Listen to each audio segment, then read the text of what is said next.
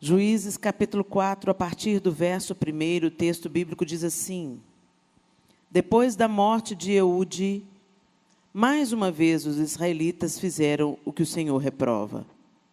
Assim, o Senhor os entregou nas mãos de Jabim, rei de Canaã, que reinava em Azor. O comandante do seu exército era Cícera, que habitava em Arosete-Ragoim. Os israelitas clamaram ao Senhor porque Jabim, que tinha 900 carros de ferro, os havia oprimido cruelmente durante 20 anos. Débora, uma profetisa, mulher de Lapidote, liderava Israel naquela época. Ela se sentava debaixo da tamareira de Débora, entre Ramá e Betel, nos montes de Efraim, e os israelitas a procuravam para que ela decidisse as suas questões.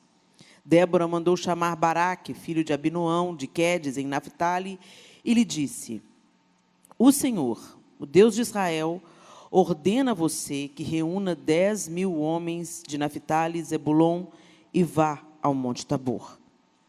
Ele fará que Cícera, o comandante do exército de Jabim, vá atacá-lo com seus carros de guerra e tropas, junto ao rio Quisson, e os entregará em suas mãos. Baraque disse a ela: Se você for comigo, irei, mas se não for, não irei. Respondeu Débora: Está bem, irei com você, mas saiba que por causa do seu modo de agir, a honra não será sua, porque o Senhor entregará Cícera nas mãos de uma mulher. Então Débora foi a Quedes com Baraque, onde ele convocou Zebulon e Naphtali. 10.000 homens o seguiram, e Débora também foi com ele. Ora, o queneu Éber se havia separado dos outros queneus, descendentes de Obabe, sogro de Moisés, e tinha armado sua tenda junto ao carvalho de Zaanim, perto de Quedes. Quando disseram a Cícera que Baraque, filho de Abinoão, tinha subido o monte Tabor, Cícera reuniu seus 900 carros de ferro e todos os seus soldados de Arosete-Ragoim ao rio Quizon. E Débora disse também a Baraque: Vá, este é o dia que o Senhor entregou Cícera em suas mãos. O Senhor está indo à sua frente. Então Baraque desceu o monte Tabor, seguido por 10.000 homens. Diante do avanço de Baraque, o Senhor derrotou Cícera e todos os seus carros de guerra e o seu exército ao fio da espada. E Cícera desceu do seu carro e fugiu a pé. Baraque perseguiu os carros de guerra e o exército até Arosete-Ragoim. Todo o exército de Cícera caiu ao fio da espada e não sobrou um só homem. Cícera, porém, fugiu a pé para a tenda de Jael, mulher do queneu Éber, pois havia paz entre Jabim, rei de Azor, e o clã do queneu Éber. Jael saiu ao encontro de Cícera e o convidou: Venha, entre na minha tenda, meu senhor. Não tenha medo. Ele entrou e ela o cobriu com um pano. Estou com sede, disse ele. Por favor, dê-me um pouco de água. Ela abriu uma vasilha de leite feita de couro, deu-lhe de beber e tornou a cobri-lo.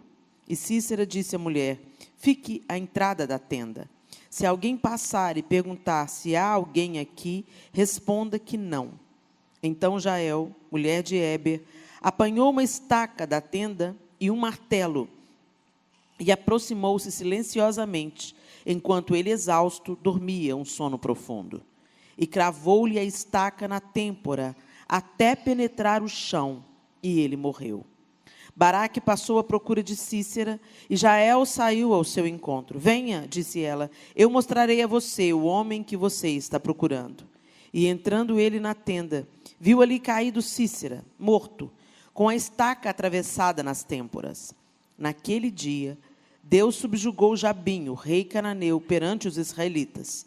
E os israelitas atacaram cada vez mais a Jabim, o rei cananeu, até que eles o destruíram. Senhor, essa é a tua palavra.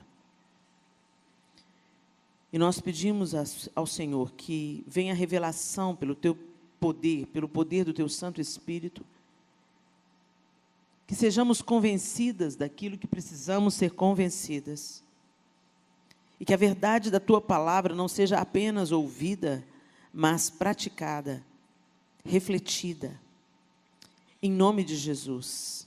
Amém. A gente conhece esse texto, E a história de Débora, essa mulher extraordinária que se levanta como mãe de Israel. Numa cultura onde as mulheres não tinham voz, Deus levanta Débora. E ela não era apenas profetisa sobre Israel, mas também juíza sobre Israel. Ela liderava Israel e Deus usava aquela mulher poderosamente quando os israelitas tinham alguma demanda, alguma necessidade. Deus usava a vida de uma mulher para guiar o seu povo. E o texto começa dizendo que havia 20 anos que o rei cananeu oprimia o povo de Israel. E por que o rei cananeu oprimia o povo de Israel?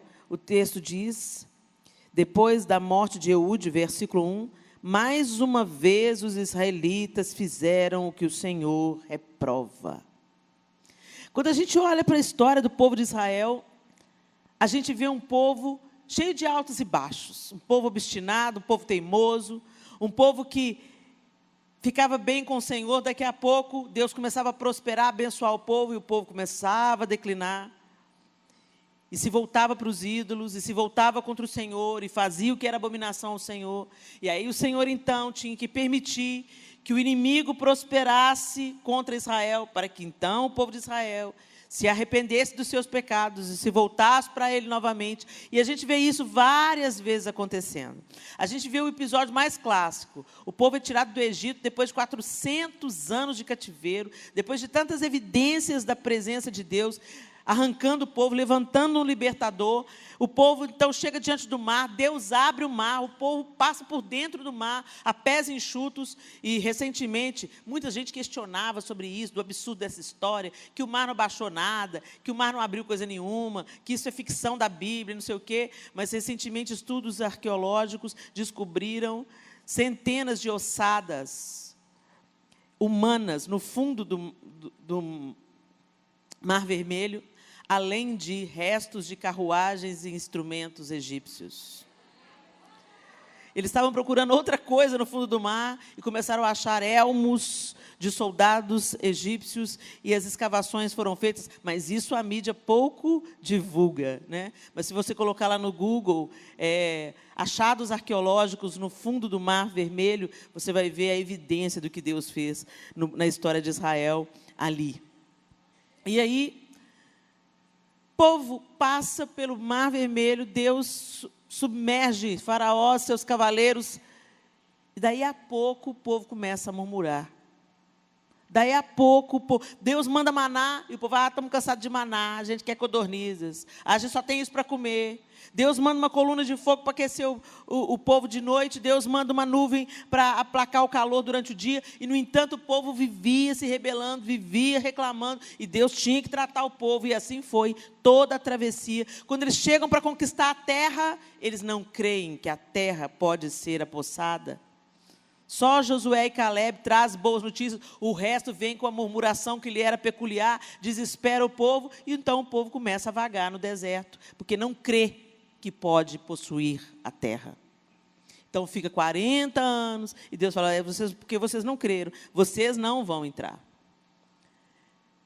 Muita gente acredita que o povo ficou zanzando no deserto, sem achar o destino. Não, eles acharam, eles foram até lá, mas chegaram lá, não, a gente não consegue, não, a gente não dá conta, não, seremos devorados como gafanhotos, não. Então tá bom, então fica aí rodando. Quando você não crê, você não tem.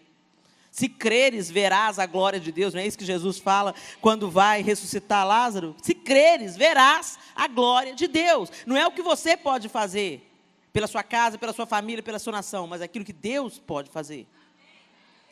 E eu ficava na minha adolescência questionando, Deus, por que esse povo obstinado, por que você não reiniciou? Não reiniciou lá em Noé? Por que não carboniza esse povo, começa de novo? Que povo rebelde, que povo obstinado. Vê o mar abrindo, daqui a pouco está reclamando. E o Senhor falou comigo, isso é a mesma coisa, vocês são iguais. Essa história está aí, porque hoje a salvação se estendeu aos gentios. Vocês hoje foram incluídos no meu povo por causa do Messias, Jesus Cristo. Mas vocês são iguais, Helena. Eu faço um milagre na sua vida essa semana. Semana que vem você está duvidando. E eu podia ficar sem essa. Nós somos assim. obstinados, distraídos, acomodados. E aí Deus tem que mandar um megafone, né?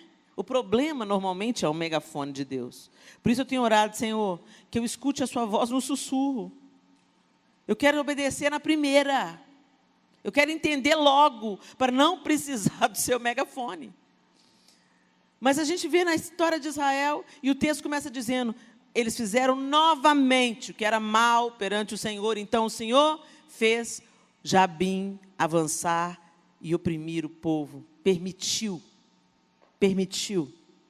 para que o povo então se arrependesse, se voltasse para o Senhor. Se o meu povo, que se chama pelo meu nome, se humilhar e orar, e me buscar, e se converter dos seus maus caminhos, eu ouvirei dos céus, perdoarei os seus pecados, e sararei a sua terra. Nós não estamos passando, como nação, o que nós estamos passando à toa. Deus, nos últimos 20 anos, fez algo extraordinário no Brasil. A igreja cresceu expressivamente, numericamente. Mas não correspondeu a essa expressão numérica em atitude, em transformação, em misericórdia, em acolhimento, em amor. Somos numerosos, mas distraídos, reclamadores. Queremos um evangelho que nos beneficie, enquanto o convite do evangelho é negue-se a si mesmo. O que recebemos é para que o outro seja abençoado. Eu existo para que o outro seja abençoado. E enquanto eu sou uma bênção na vida do outro, Deus me abençoa. Deus mudou a sorte de Jó quando Jó orava pelos seus amigos. Mas hoje nossas orações são egoístas, egocêntricas. Eu quero, dá. O evangelho mais popular hoje é o evangelho da prosperidade, é o evangelho do receba. E eu quero voltar você ao evangelho de dê, que melhor é dar. É isso que Jesus falou, melhor é dar. O próprio Deus deu, e deu o que Ele tinha de melhor, deu o seu único Filho, para que todo aquele que nele crê não pereça, mas tenha a vida eterna. Deus Pai deu Jesus. Jesus deu o seu próprio sangue.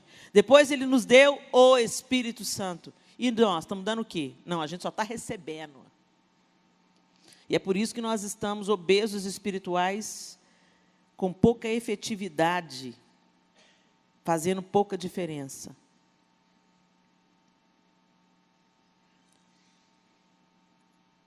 Então eu quero trazer uma reflexão nessa manhã. O inimigo está avançando.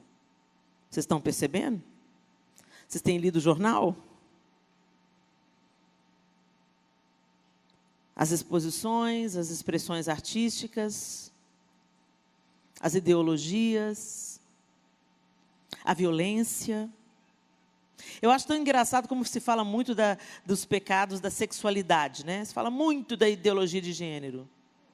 Ah, isso é contra a infância, a ideologia de gênero. Sem dúvida, é. Mas a fome também é. A prostituição infantil também é. Crianças mendigando num semáforo também é. O abuso sexual também é. O abandono e a violência contra a criança, milhares morrem pelas mãos dos próprios pais, também é. Mas todo mundo fica muito indignado com a ideologia de gênero. Vamos defender a infância. Então, vamos defender a infância no todo. Vamos tirar as crianças do trabalho escravo. Vamos tirar as crianças do circuito do turismo sexual. Vamos colocar as crianças na escola, vamos trabalhar pela educação. De repente, a ideologia de gênero tomou um vulto tão grande. Mas isso é a única coisa que afeta a infância? Nós estamos escolhendo agora o pecado para combater?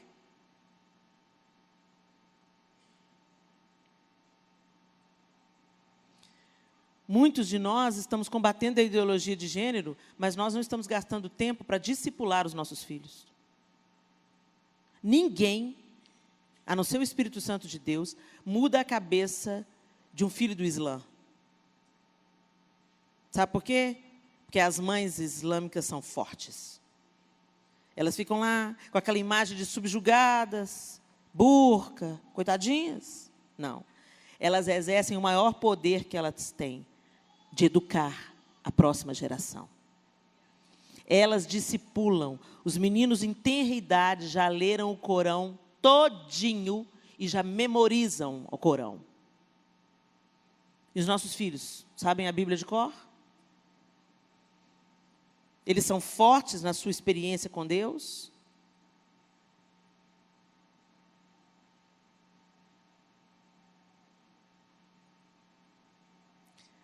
Aí o inimigo avança contra Israel.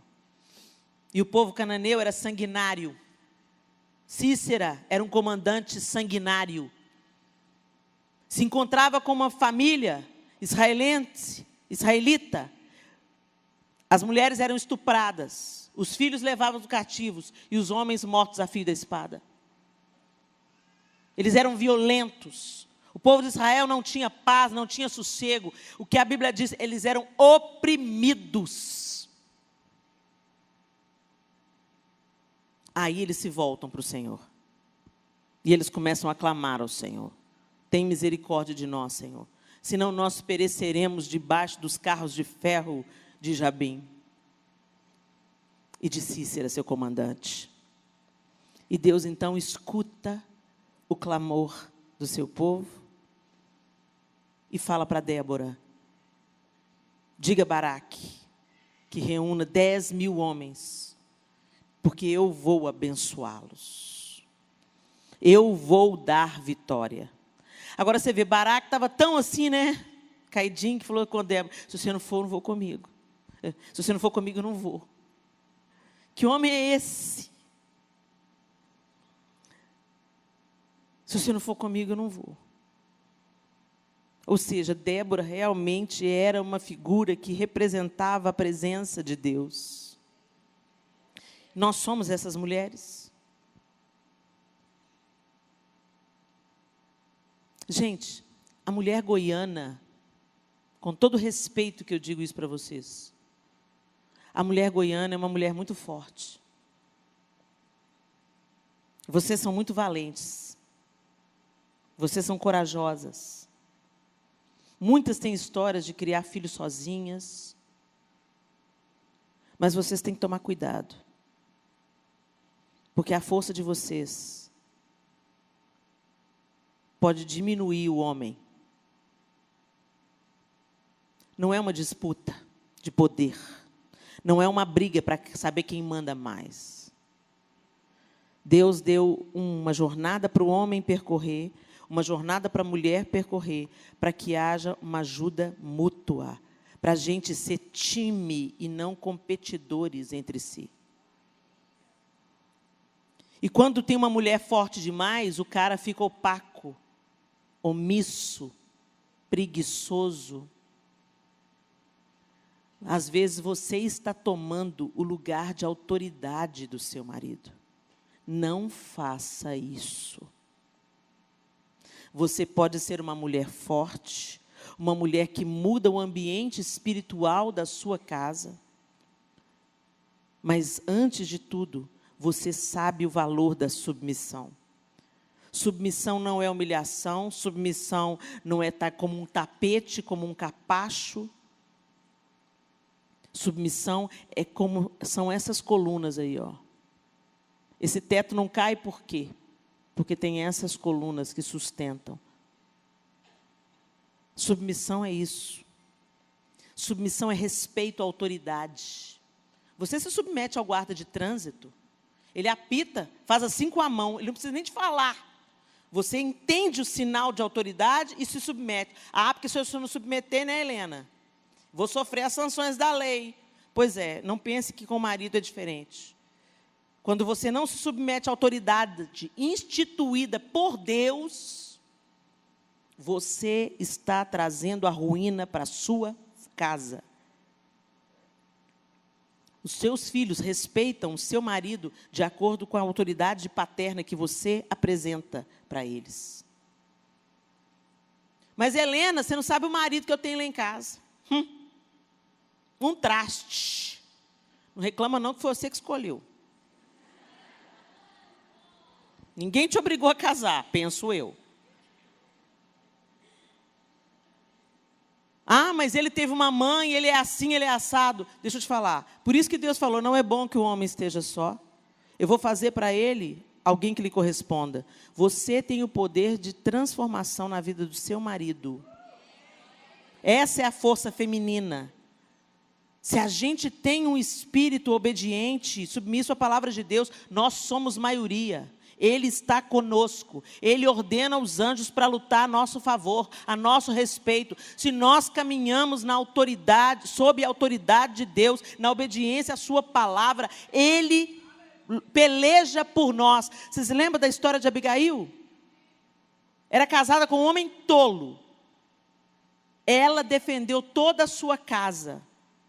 Ele não quis mudar, Deus levou ele.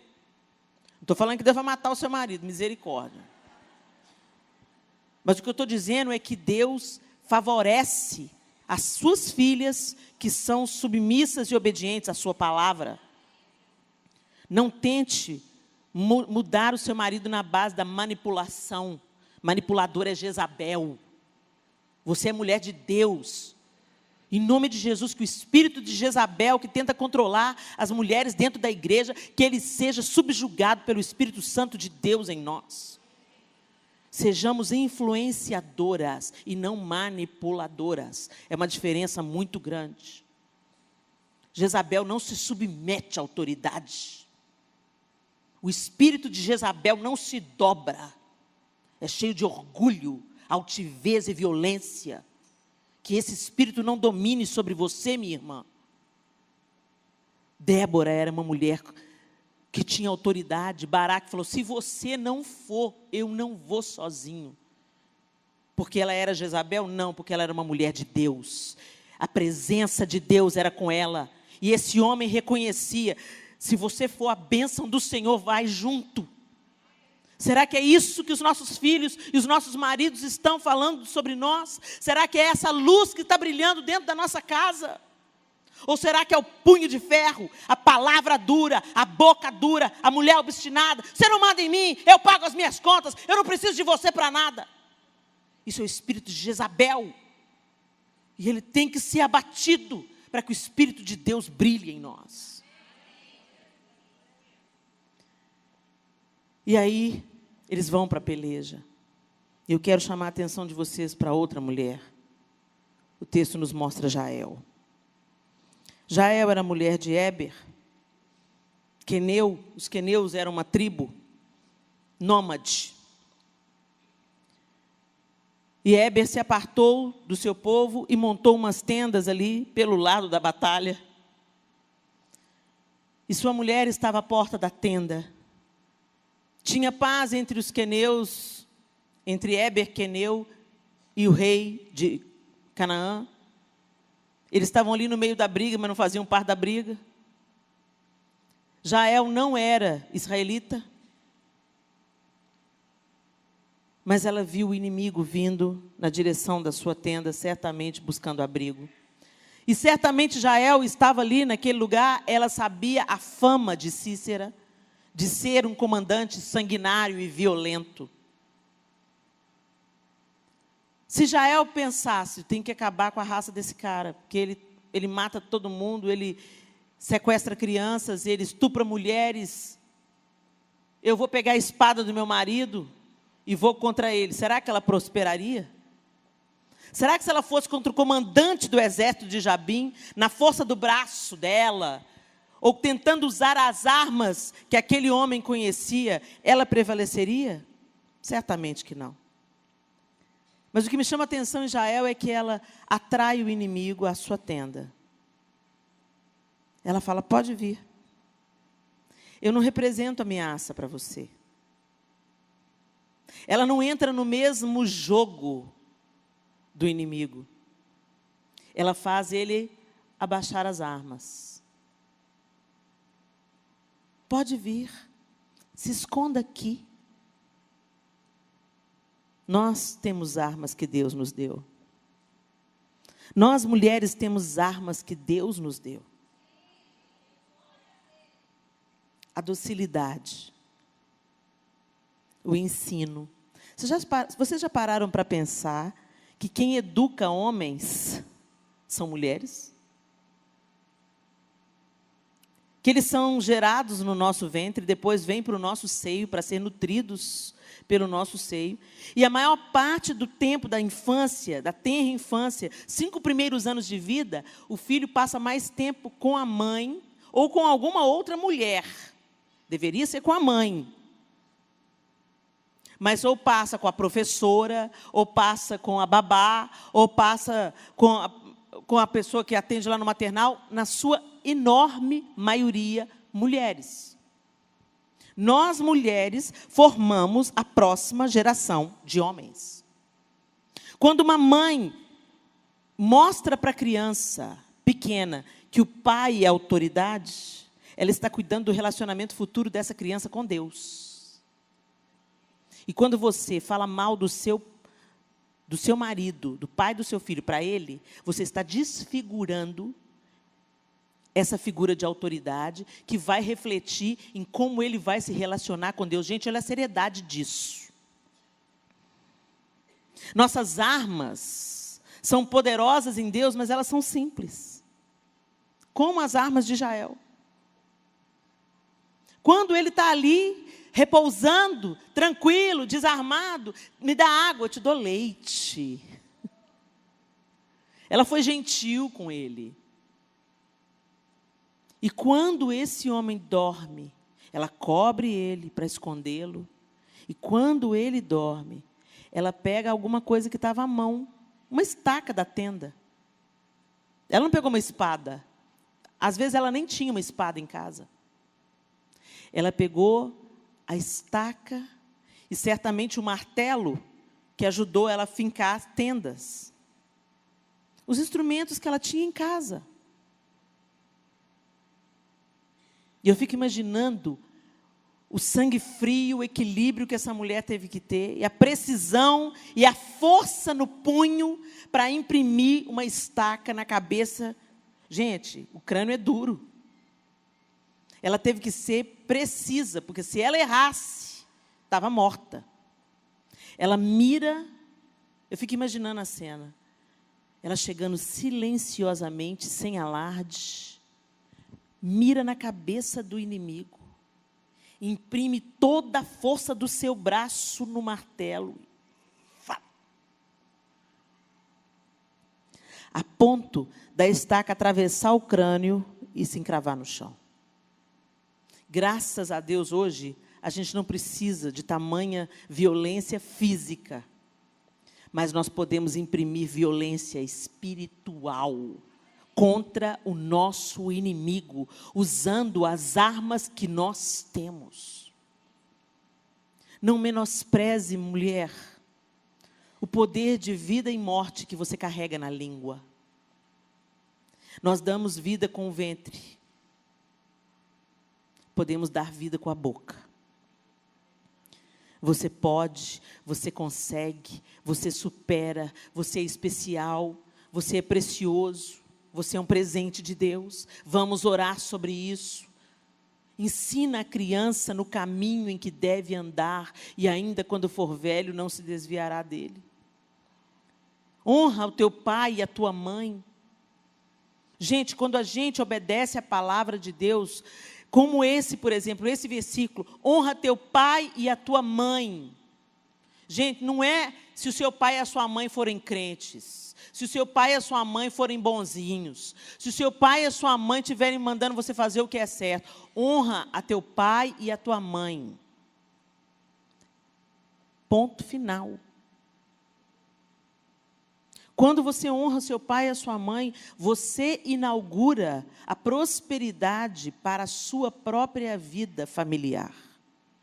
Se você constrói a sua família em cima da desonra aos pais, Deus não vai te abençoar. Por isso que ele fala, a promessa é para que você viva muito e viva bem. Tem um tanto de gente que está colhendo no casamento os frutos de ter desonrado pai e mãe. É uma ordem. Vocês lembram que eu falei aqui ontem? Que tudo que Deus estabelece tem um motivo. Não é para ser questionado, é para ser obedecido. E quando você obedece, o único que se beneficia dessa obediência é você. Deus continua sendo soberano. Quando a gente virar poeira, Deus continuará reinando, estabelecido, poderoso para sempre. A nossa obediência a Deus não faz Deus ser mais Deus. Deus não tem problema de autoestima. Deus não precisa de ser bajulado. Quando Ele estabelece limites e ordenanças, é para o nosso próprio bem. Então, quando Deus manda você honrar pai e mãe, honra pai e mãe. Honrar pai e mãe não significa que você tem que babar ovo no seu pai e na sua mãe, que você tem que ter identificação com seu pai e sua mãe. Tem histórias entre pais e filhos muito difíceis, muito duras. Histórias de tragédia mesmo, de pais que abusaram das filhas sexualmente. Coisas terríveis acontecem. O diabo tem conseguido êxito. E aí, eu abuso, mas não fica só aí o estrago. O pai abusa da filha. Aí a filha se revolta contra o pai. Aí a filha desonra o pai. A mãe fica do lado do pai e não acredita na filha. Aí o ódio da filha também se volta contra a mãe. E aí o diabo começa a fazer uma teia. De geração em geração. Não foi só um abuso.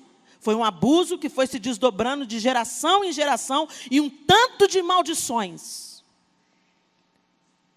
Ao passo que se eu me volto para o meu pai, eu obedeço a palavra e eu perdoo o meu pai, eu entendo que ele é uma ferramenta diferida, que minha luta não é contra carne e sangue, mas contra principados e potestades, que as pessoas que me feriram, elas foram fantoches, ferramentas nas mãos do diabo, que o meu verdadeiro adversário não é de carne e de sangue, e ele não visa matar apenas o meu corpo, mas a minha alma e toda a minha descendência. Quando eu discerno o meu verdadeiro inimigo, eu obedeço a palavra de Deus, eu perdoo aquele que me feriu, eu perdoo aquele que me maltratou, e eu libero honra sobre ele, ou seja, você me machucou, mas eu não vou aceitar essa maldição.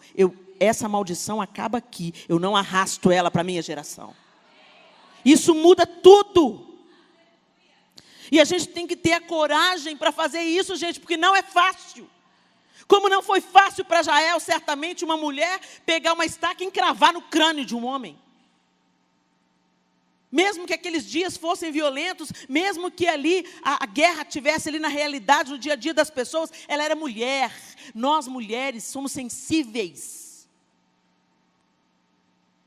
E ela tinha que ter um grande discernimento que se Cícera sobrevivesse, a violência dele contra Israel ia ser ainda pior. Ele ia regimentar outros exércitos e ele se voltaria para destruir Israel. Deus entregou Cícera nas mãos de Israel e ela precisou de ter a coragem para fazer o que tinha que fazer. E você tem? E aí a gente já pensa logo, eu vou ter a coragem, a gente já se imagina vestida com a couraça da justiça, o capacete da salvação, a gente ama essa fantasia, quando a gente começa a falar sobre a armadura de Deus, e a gente começa a falar o capacete da salvação, a couraça da justiça, o escudo da fé, a espada, se você se imagina toda ornamentada, toda paramentada para a guerra, não é?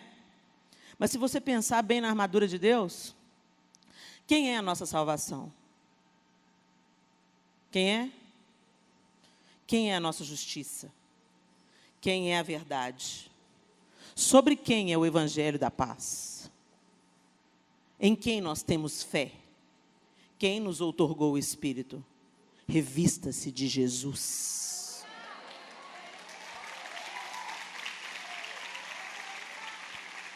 Vamos parar de fantasiar, porque a nossa batalha é espiritual. Vamos trazê-la para o nível espiritual e vamos batalhar com armas espirituais. A oração, o jejum, a sabedoria, a palavra, a docilidade, fruto do Espírito. Vamos lá nos frutos do Espírito? Amor, paz, alegria, bondade, fidelidade, longanimidade. O que é longanimidade? Pavio longo.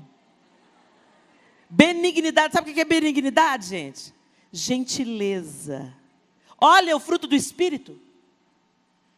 Se revista. Domínio próprio. Se quer falar, mas não vai.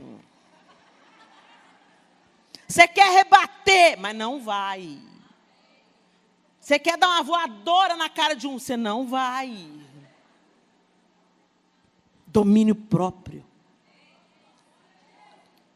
O Senhor quer levantar uma geração de mulheres que sejam revestidas de Cristo, cheias do fruto do Espírito, abundantes. Essa geração será poderosa na terra.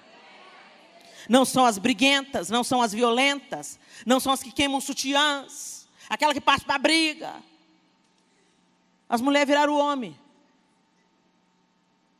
Manda mais do que todo mundo, grita mais do que todo mundo, põe o dedo no meio no trânsito, senta de perna aberta, só falta coçar. Masculinizadas, em compensação os homens estão sensíveis, generosos, amorosos, acolhedores, fofos. Você tem um amigo gay? Eu tenho. Eles são maravilhosos. Eu tenho. Gentis, generosos, abnegados, educados, atentos às necessidades. Pelo amor de Deus, gente. Mulheres masculinizadas, grosseiras, mandonas, autoritárias. Ou os homens são femininos ou são opacos. Olha não. Minha mulher vai, resolve tudo. Casar para quê? Tem sexo. Não preciso sair da casa da mamãe. Aos 40 anos estou jogando videogame. Isso tudo por quê? Porque nós saímos da nossa posição. Que Deus te levante, minha irmã, como Débora, como Jael. Que Ele te dê a clareza para você enxergar as ferramentas poderosas que você já tem na sua feminilidade.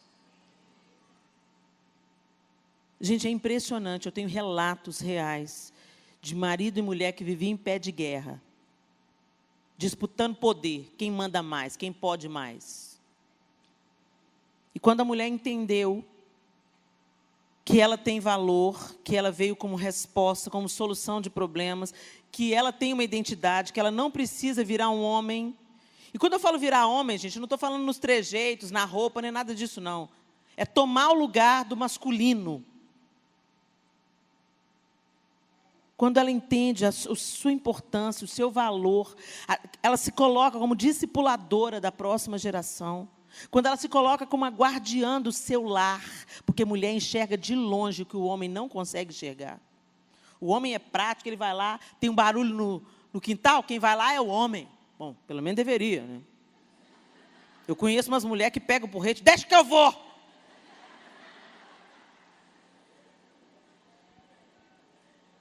Quando o homem começa a viver... Gente, e a mulher vivendo essa sua feminilidade, isso fortalece o masculino. A gente levanta a autoestima da galera. Quando você fala, você já notou? Não sei se você conhece. O clássico caso de adultério. A mulher é aquela que faz tudo. Ela trabalha, ela é poderosa, ela tem uma profissão, ela educa os filhos... Tudo assim, né? O que parece é que ela dá conta de tudo. E aí o marido vai trair ela com quem? Com a frágil. Às vezes até mais feia do que ela. Mas é aquela que fala para ele, você muda tudo. Eu me sinto segura ao seu lado. E o bobão, ó, cai de 4. Ela vem, ela chega, às vezes numa figura até de filha, né? O que você pensa sobre isso? Me dá a sua opinião, estou passando por esse problema. E o bobão já se sente todo importante. Não, vem cá, vou cuidar de você. Vocês entenderam? Será que o seu homem está se sentindo importante? Você está enchendo a bola dele? Enche a bola dele, querida. Afirma esse homem. Conta para ele o que ele tem de bacana. Porque alguma coisa ele deve ter. Você escolheu casar com ele. Pelo amor de Deus, acha uma coisa legal nesse homem, põe ela lá em cima. Eleva a honra do homem. Gente, eu aprendi com a Dev Tyrus o seguinte: quanto mais alto eu levanto o homem que está comigo, mais fácil fica eu entrar debaixo da autoridade dele. Eu não preciso me esgueirar debaixo dele, sabe? Me abaixar para entrar debaixo dele. Eu elevo esse homem.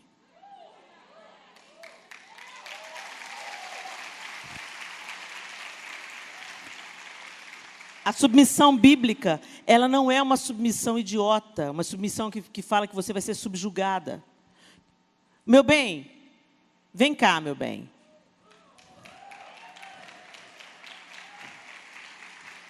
Esse é o homem da minha vida, gente.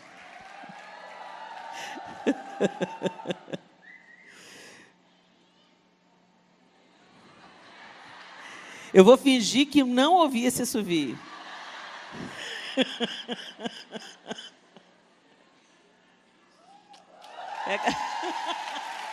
Pega a cadeira. Eu vou ilustrar para vocês o que é a submissão bíblica. E o que Deus espera que nós, mulheres, façamos com os nossos companheiros. Para as meninas que são casadas, é com seu marido. E para aquelas que são filhas, solteiras, e ainda têm o privilégio de ter o pai, isso também se aplica. Na visão humana, submissão é estar debaixo do homem. Para eu entrar aqui debaixo vai ficar complicado, gente. Deixa eu tentar.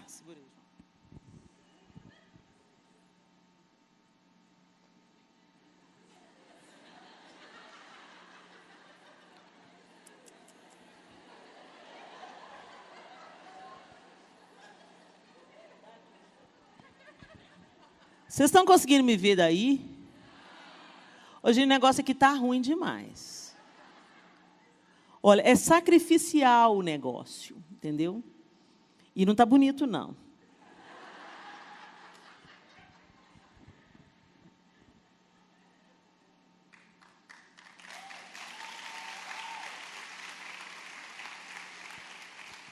Essa é a perspectiva humana de submissão. É doloroso, é humilhante, a mulher tem que se abaixar, mas a submissão bíblica é outra coisa. A submissão bíblica é isso.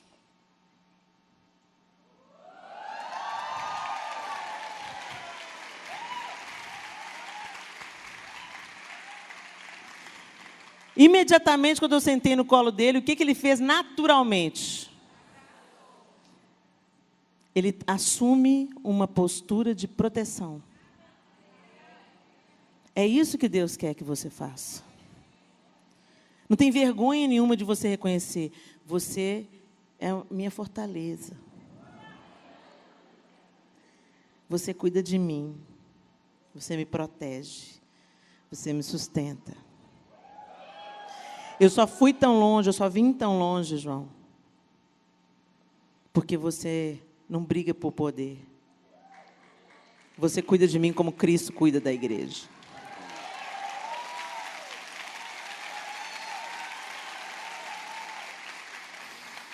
Obrigada, meu bem. É isso que Deus quer. Quando você se coloca numa posição de honrar o seu marido, de confiar no seu marido, de encorajar o seu marido, de dizer, você consegue, eu estou com você, eu sou sua amiga, estamos juntos e misturado. Quando você assume essa postura, ele muda a postura dele. Eu já tive experiência de mulher que gastava tudo no cartão de crédito e o marido falava, nós estamos quebrando, eu preciso que você me ajude. Eu preciso que você me ajude a pagar as contas. Para de gastar o seu cartão todo com você. Meu cartão, meu trabalho, meu salário, meu dinheiro, gasto com o que eu quiser. Engraçado, né? O dinheiro dela, nosso é nosso, o dele, o dinheiro meu é meu, o dinheiro dele é nosso.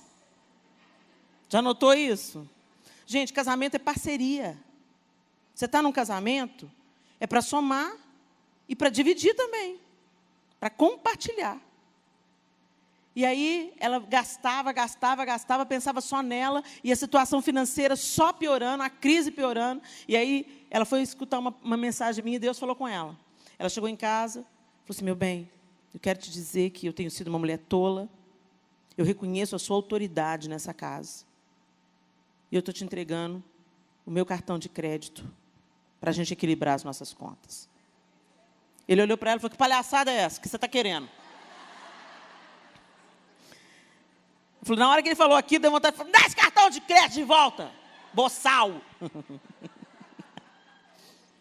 que você está querendo? Quer dizer, o cara está tão calejado que ele desconfia. O que deu nela? O que ela está querendo dessa vez? Santa ela não era, né? Para ele ter essa postura. Mas aí o próprio marido veio me testemunhar e falou assim: eu levei um tempo para acreditar, mas a minha mulher virou outra mulher. Ou está muito mais fácil amar essa aí. E o olhinho dele encheu d'água. Aquele homão me abraçou e falou: seu pastor, obrigado. Meu casamento virou outro, minha casa virou outra, as contas foram pagas, pastor, obrigado. Basta você se posicionar como intercessora, encorajadora. A gente paga preço para tudo. Para comprar um carro novo, a gente paga preço. Para ter uma casa nova, a gente paga preço pelo seu casamento. Paga preço pelos seus filhos. Usa as armas que você tem. Pega o seu martelo, pega a sua estaca e encrava na cabeça de Satanás. Acaba com a história que Satanás está fazendo dentro da sua família. Interrompa essa maldição. E que Jesus brilhe na casa de vocês. Fique de pé no seu lugar, segura a mão dessa mulher que está do seu lado.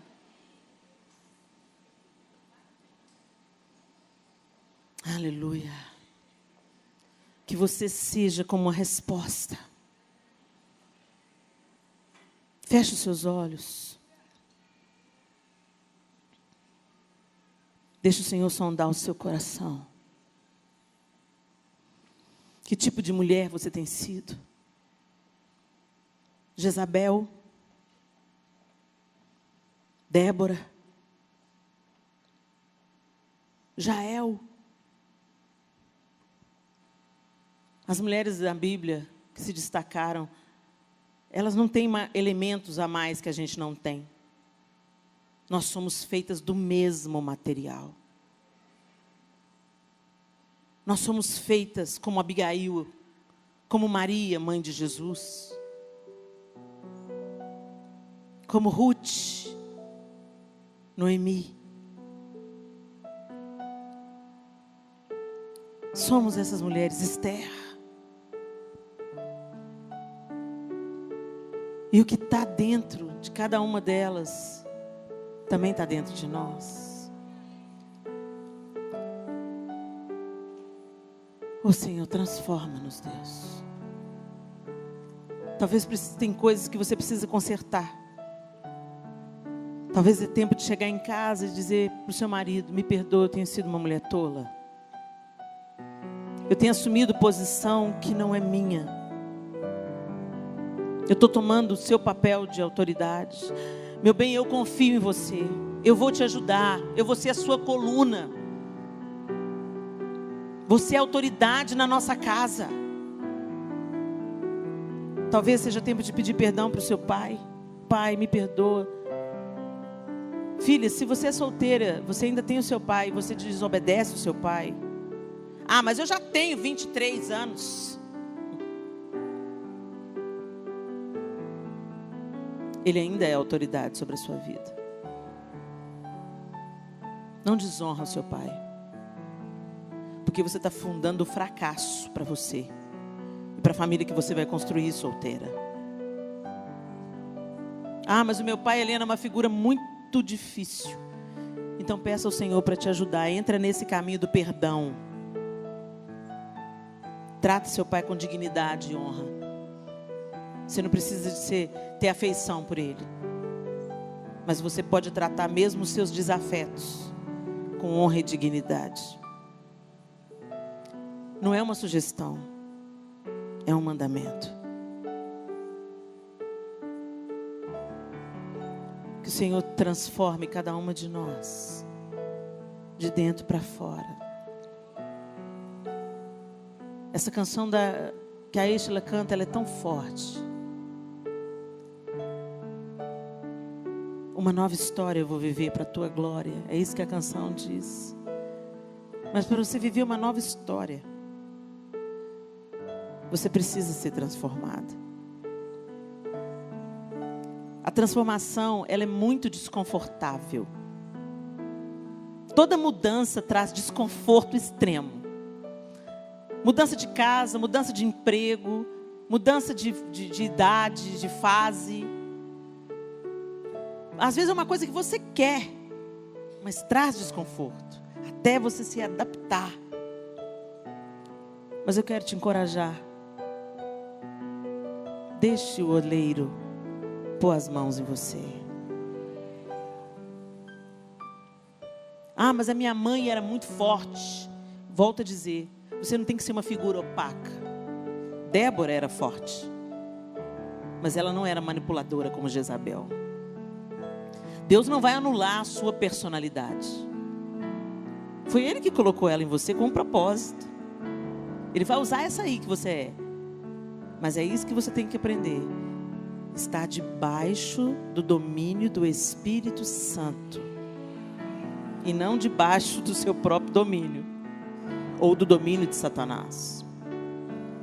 Deus vai usar a sua personalidade, esse jeito que você é.